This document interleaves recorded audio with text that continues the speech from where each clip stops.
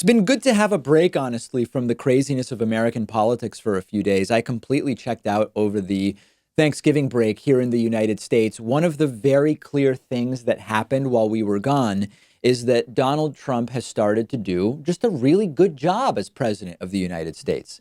Just kidding. I hope you didn't zone out. I'm kidding about that. What happened is that the legal noose is sort of starting to tighten around Rudy Giuliani. It was pretty clear, really more than a year ago, that the former New York City mayor was trouble for Trump. He got pulled off TV appearances for a while. He is now back front and center because of his involvement in the Ukraine fiasco. And now it really could be a tragic end for Rudy Giuliani in the Greek tragedy sense. I use that term for Donald Trump's maybe personal lawyer. I guess at this point, we don't really know what the relationship is between Rudy and Trump. Two of Rudy's associates have been arrested, Lev Parnas and Igor Fruman. One of them, Lev Parnas, is cooperating and says, as I told you early last week, that he can directly and specifically implicate Republican Congressman Devin Nunes in the Ukraine fiasco. We may have more news about that later this week.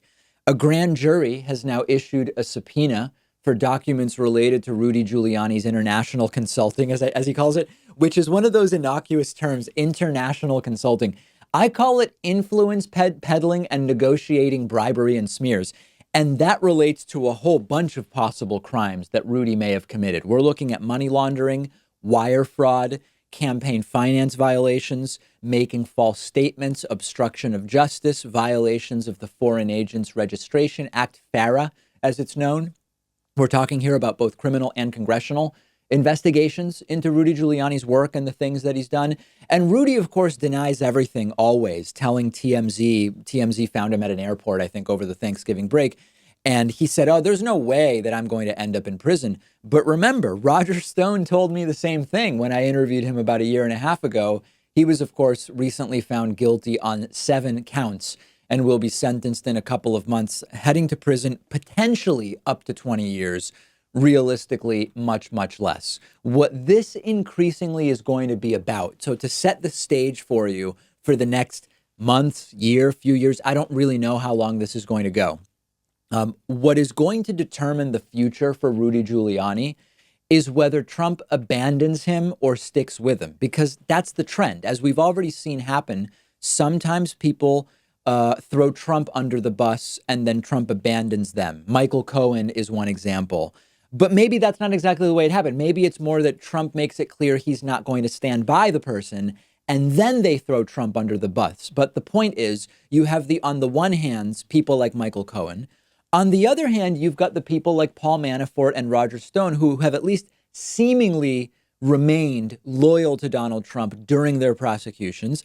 And it's still plausible that a pardon is coming for them. We don't know yet, but it is certainly plausible. The real factor that will determine Rudy Giuliani's future is not, did he break the law or didn't he? Did he act immorally or didn't he? Did he do this or did he do that? Rudy is privileged such that he is not part of the justice system for the most of us. He's part of a different justice system where it's who your friends are, whether it's does the president remain loyal to you.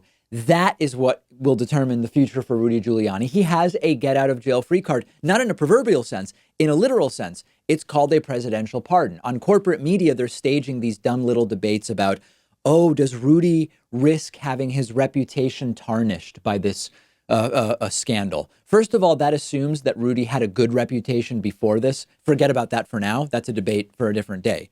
Rudy Giuliani has become a sort of villain of the worst intersection of influence peddling, vulture capitalism, and international corruption, and has made it clear that what his values are unquenchable thirst for proximity to power, money. He will use any associations at all to further those goals. It doesn't matter what it means for the United States as a country.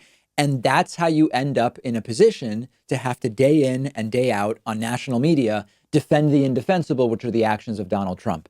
The next couple of weeks, particularly with the upcoming impeachment hearings, there are more starting Wednesday. We'll be covering them live on YouTube.